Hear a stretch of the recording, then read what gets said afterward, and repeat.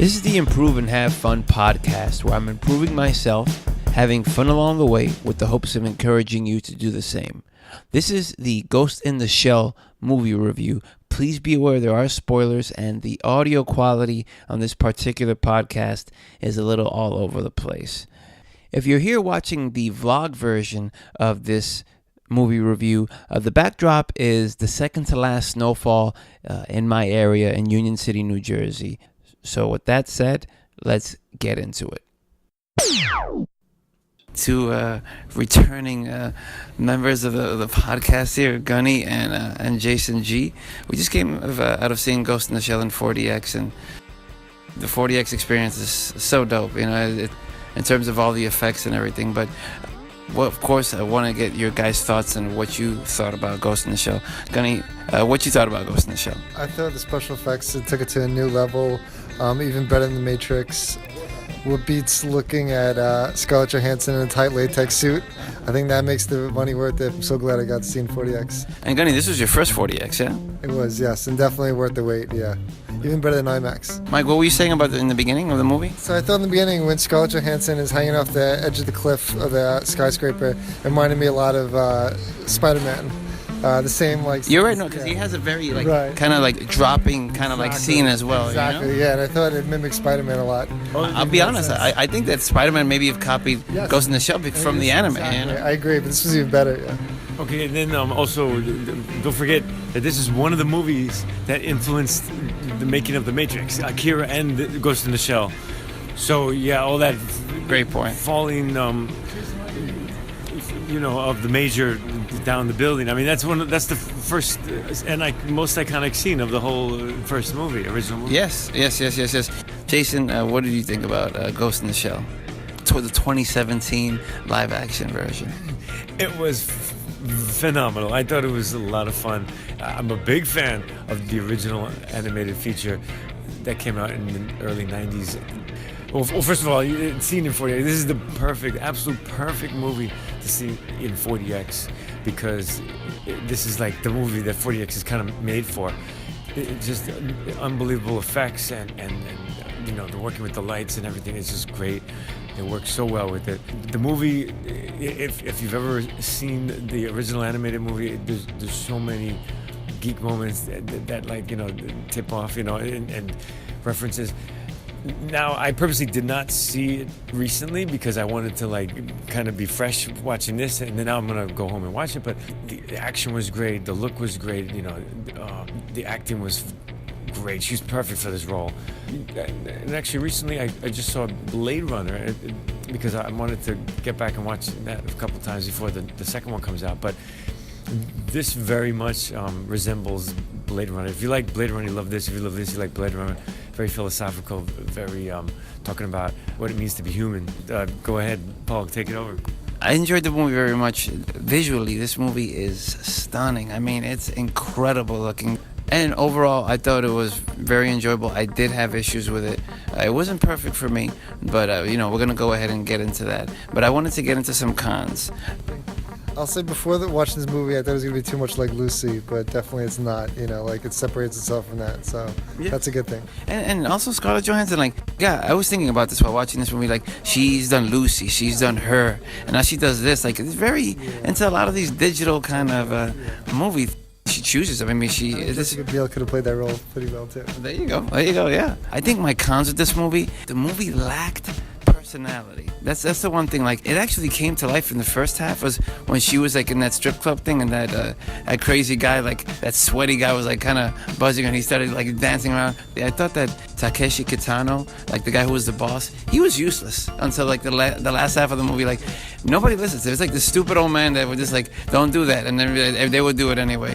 That was issue number 2. The third issue, that grenade spot, they used it 3 times in the movie. I was why does everything the grenade? They did it 3 times in the first half. It's just what happened there? And the last thing was, when did they find proof that Cutter was guilty? Can you provide proof that that he killed Dr. Ouellette? And Scarlett Johansson never provided that. And no, this is definitely my last thing there. I thought that sometimes when she was playing the role of, you could tell, she was trying to really kind of be robotic, and sometimes it worked, and sometimes she looked totally goofy. I'm like, you look silly right now. Like she's just like kind of walking, and I'm like, you look really weird. Like there were some shots like when the handcuff people came to get her, and like she was like that. I thought that looked cool, but sometimes her robot marching us, I was like, you look really crazy right now. But those are just some of my quips. Overall, like I said, I enjoyed the movie. I thought Juliette Binoche, I think she was phenomenal, and she was the doctor. Like the one who was like kind of sympathizing with her. I think she was one of the best parts of the whole movie. And I guess Scarlett Johansson, she was good, but like at times I just was like, you look really kind of weird. Like, and it took me out of the picture. The guy who played the villain, I'm forgetting his name. He was good too. I like that stutter that he had, you know.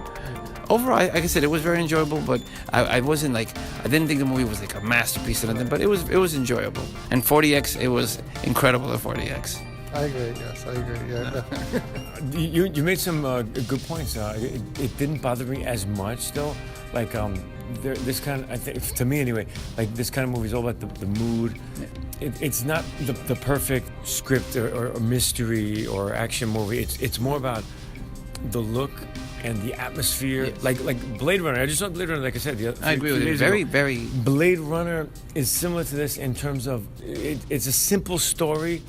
But it's all about the details. It's all about basically, you know, what it means to be human versus AI or robot. So it didn't bother me as much. You know, for me, I didn't care about the mystery of it. I didn't, you know, because it's a simple story. The fact that it's in 40S is just perfect. We had a lot of fun. We were laughing. We had a lot of fun. I mean, it's hard for me to find flaws because I like the story so much. I like the movie so much.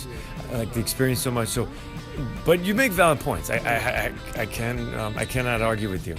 The thing I'm worried about is that will this connect with people who are mainstream people, like, you know, anywhere in the world, who aren't usually going to this kind of movie, you know, like people who like usually like this kind of anime or this kind of like Blade Runner. Remember, Blade Runner at first did not do so well, but it eventually became a lot of fans. But it's a classic. It always shows up in midnight showings here and there. Anyway, that's the way I feel. No, you know, I agree with you with those 2 points, Jason. There are scenes, like, and I always would come like next to you because I seen the anime as well, where there were scenes directly from the anime put into live action, and those scenes looked incredible. And I agree with you, like the Blade Runner influence was heavy, and it was fantastic. To me, it wasn't like, oh, it's their copying. You know, it was like, this is like 2.0 version of it, because it looked, like I said, the movie looked amazing. And the last point I'll make about the 40X is all the times that they were on the highway and it seemed like you were kind of floating in the sky looking at it. I love that. You know, I mean, that's, like I said, an added 40X like enhancement there, you know. But just overall, we're gonna score it now, guys. Just to kind of wrap this up. For me, out of a 10, for me it's a 6.5. Fantastic, but like I said, some of those things took me in and out of the movie. But that's my final score. Gunny, what was your score for the movie? I think 7.5 out of 10. A lot of it had to do because it was 40X. Yes, 40X enhanced it, my brother. No, I enjoyed it a lot. I would say it's a 9. I really enjoyed it. Excellent. That's the whole. Very cool. But that's including the 40X. You know, maybe if it was if it wasn't 40X, maybe 8.5. But another movie, you know, that's a classic I wanted to mention was Akira. Akira also, if you just watch it, I mean, you know, talking about the story, it's a simple story. It's not super, well, the way it's told anyway, it's not that crazy complex of a story, but just, you know, it's all about atmosphere. It's all about taking place in the future, and you know, in that movie, these kids have powers, which rivals the androids in here. But that's also a great movie. Can't wait till Blade Runner. Coming out this year, yeah, Blade Runner 2049. Well, guys, thank you as always. You know, I think the next one we'll do, Lord willing, will be Fast and Furious, which comes out in a week or two. So I look forward to seeing that with you guys, and that's it for now. All right. That's Ghost in the Shell. That's Jason. It was great fun. Thanks for listening. Mike G. That's it. We are out.